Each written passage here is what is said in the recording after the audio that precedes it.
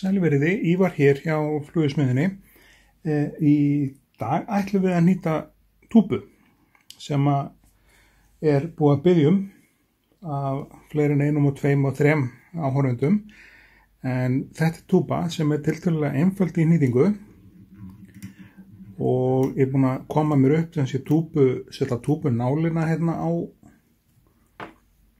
Það er eiginlega, hún virkar ekki nema bara á plast og áltúbur en ekki, hún virkar eiginlega ekki á brassinn sko. En Sunray Shadow, þetta er útgáfa sem ég er að nýta, en þessi útgáfa er í rauninni ef við kalla má útgáfa fyrir ytri Rangá. Hún hefur reynst mér rosalega vel, það er þessi útgáfa af Flugunni. Byrjaði að henda hérna skeggin á hana, en það er gulur hanni. Skella því hérna undir.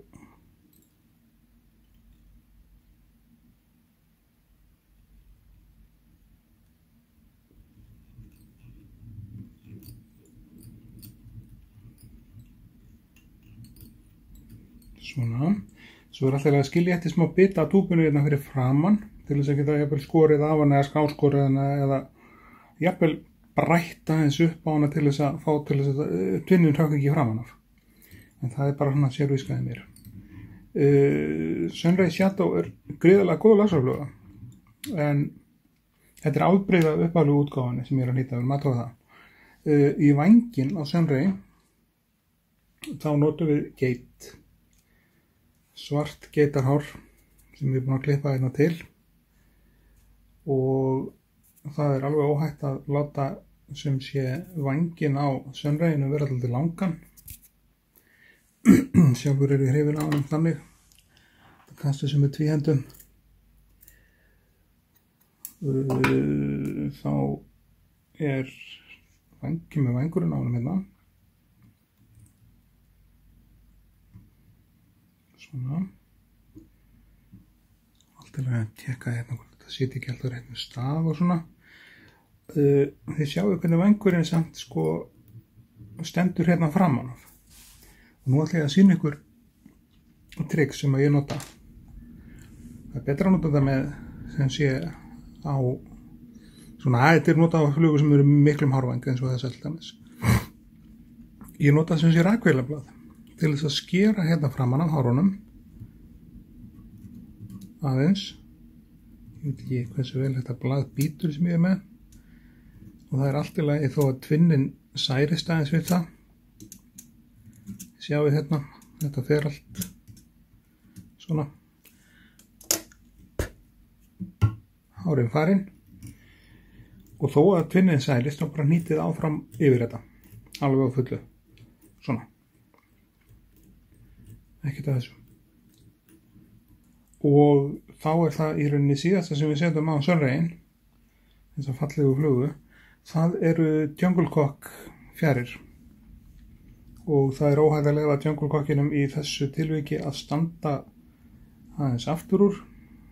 Þannig að þá reytum við fjöðrina þannig að hún verði svona, kannski svona, og klippum hana svo hér. Og setjum þetta á sem kinnar. Kemur þetta svona.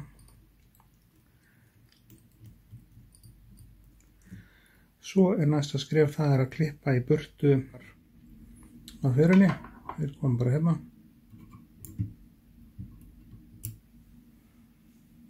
Og svo mín megin. Svo er bara að búa til hausinn. Það þarf allavega að vera nógu tvinni til þess að fela þessa anga hérna á henni. Svona.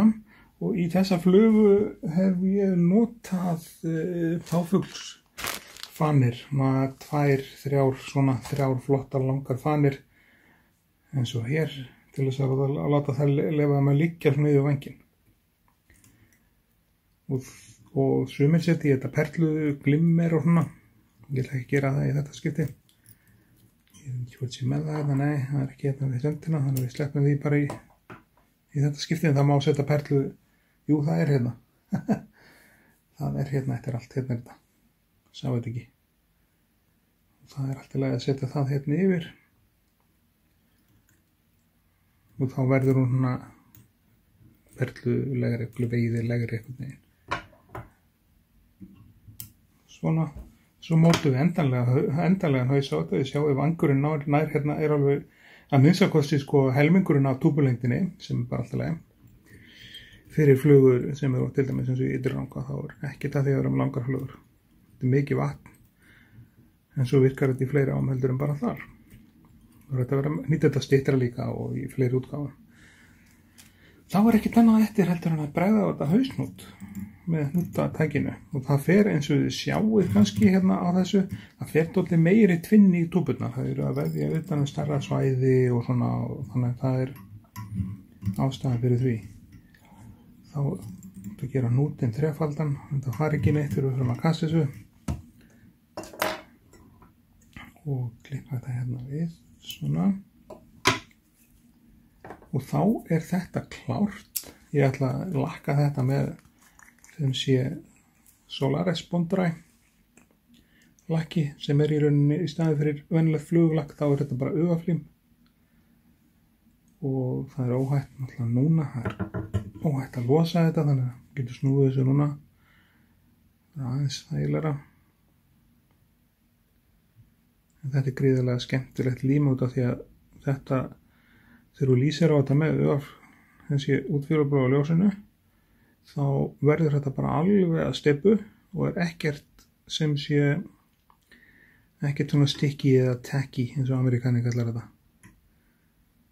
Bara alls ekki. Það lokar þetta hérna með einn svona og einn dropa hérna yfir, þá þetta bara komið og þá bara eftir að herða þetta. Það bara að tökum við á flugunni hérna, svona, snúum dúpunni hérna, þannig að fá í ljós allan hringinn.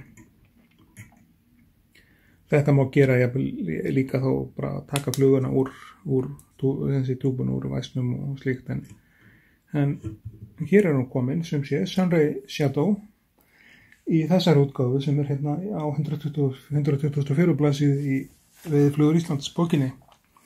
Ég þakka ykkur kærlega fyrir áhorfið og þið með endilega að læka og subscribe rafsenda mína og deila vídeónu, en þangað til næst þá þakka ég ykkur kærlega fyrir og við sjáumst hress og kátt í næsta vídeói.